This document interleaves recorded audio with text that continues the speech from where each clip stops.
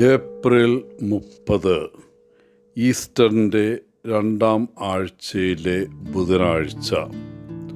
യോഹന്നാൻ 3:16 മുതൽ 21 വരെ വാക്യങ്ങൾ. ഒരു തണുത്ത പ്രഭാതത്തിൽ തെരുവിൽ പത്രം വിൽക്കുന്ന ഒരു കൊച്ചുകുട്ടി ഒരു പോലീസുകാരനെ സമീപിച്ച്, "സർ, എനിക്ക് ചൂടുള്ള സ്ഥലം എവിടെ കണ്ടെത്താനാകും? ഞാൻ ഒരു കാർഡ്ബോർഡ് പെട്ടിയിലാണ് ഉറങ്ങുന്നത്." പോലീസ് അവനോട്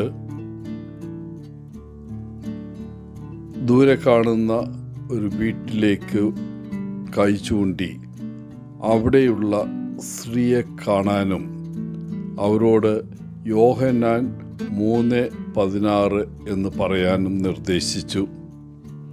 കുട്ടി അങ്ങനെ ചെയ്തു. അവൻ വാതിലിൽ മുട്ടിയപ്പോൾ ഒരു സ്ത്രീ വാതിൽ തുറന്നു. അവൻ പറഞ്ഞു, "യോഹന്നാൻ 3:16." ഉടനെ ആ സ്ത്രീ അവനെ സ്വാഗതം ചെയ്തു. അവൻ്റെ ചൂട് നൽകാൻ ഫയർ പ്ലേസിൻ്റെ അടുത്ത് കൊണ്ടുപോയി ഭക്ഷണവും ചൂട് ചായയും നൽകി. പിന്നെ നല്ലൊരു കിടക്കയിൽ കിടത്തി. യോഹന്നാൻ 3:16 എന്താണെന്നറിയാൻ അവൻ ആകാംക്ഷയോടെ കാത്തു.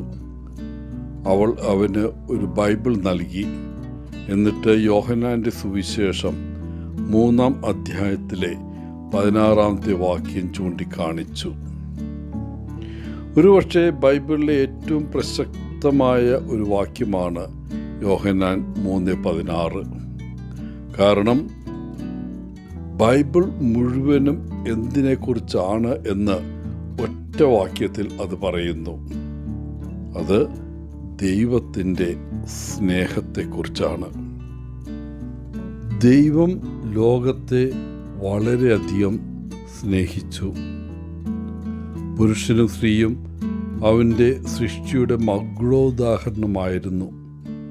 എന്നിട്ടും അവർ അനുസരണക്കേടിലൂടെ അവനെതിരെ മത്സരിച്ചു.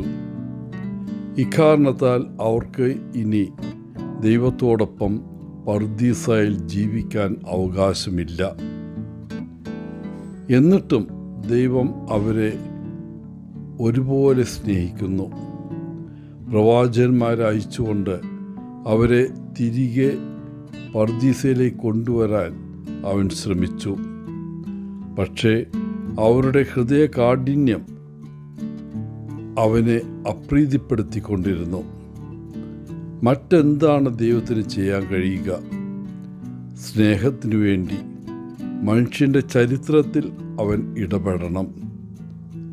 അവനെ നിത്യശിക്ഷയിൽ നിന്ന് തടയാൻ വേണ്ടി അത് അത്യാവശ്യമാണ്. അതിനാൽ അവസാന ശ്രമം എന്ന നിലയിൽ ദൈവം തൻ്റെ ഏകപുത്രനായ യേശുക്രിസ്തുവിനെ തൻ്റെ ജനത്തെ വീണ്ടെടുക്കാൻ ഈ ഭൂമിയിലേക്ക് അയച്ചു. കുരിശിൽ മരിച്ചുകൊണ്ട് യേശു നമ്മുടെ എല്ലാവരുടെയും പാപങ്ങൾക്കായി ആത്യന്തിക യാഗമർപ്പിച്ചു.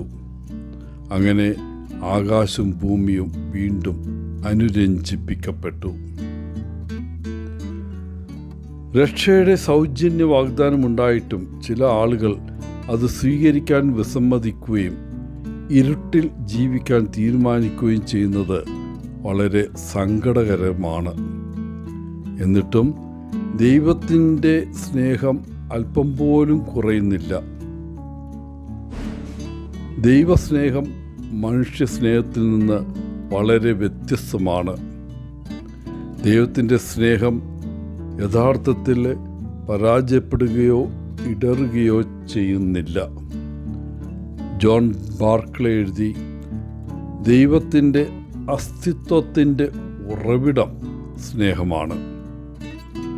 നമ്മളിൽ പലരും വളരെ ചെറുപ്പം മുതലേ കേൾക്കുന്ന വാക്കുകളാണ് ദൈവം സ്നേഹമാണ്.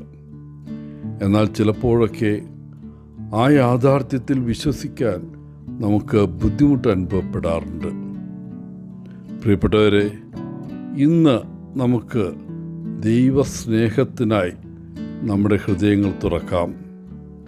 ദൈവസ്നേഹത്തിൽ ആനന്ദിക്കാൻ സമയമെടുക്കാം.